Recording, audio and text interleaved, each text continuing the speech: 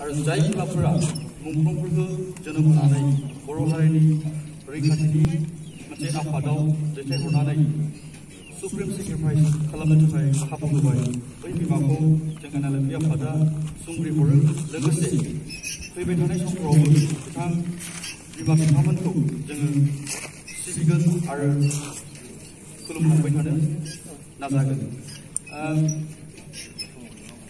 उदांस्रिया थैनि बेसेनजोंसो बेखायनो मुंख्लंखौ जोङो मान आरो सनमान होनानै मुंख्लंनि बेसेबांखौ जोङो मोगथां महर होनाया जों साफ्रोमनिबो बिबान।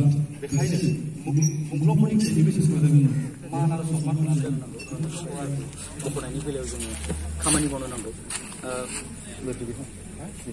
जोङो बर'आवहाय गोबां आफादफोर दङ।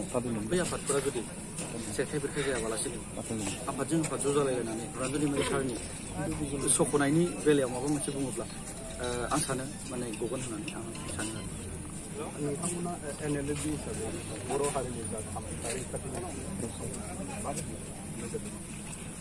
जों NLFP आफाद हिसाबै बर' नासयजानाय सोबख'जानाय आरो गादबजानायनिफ्राय उदां खालामनायानो जोंनि NLFP जोंहा हाबाफारि बायदियै ट्रेक थिबाय दंमोन।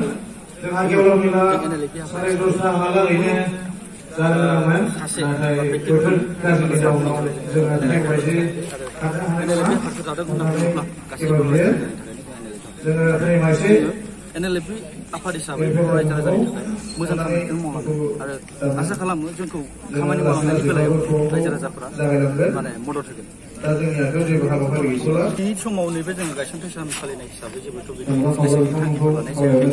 जेबो मोनसे एजेन्डाखौ लानाय जायाखै, खिन्थु जोङो NLFP आफाद हिसाबै गायसनथाय सानखौ जोङो माने गोसोखांनाय महरै फालिदों।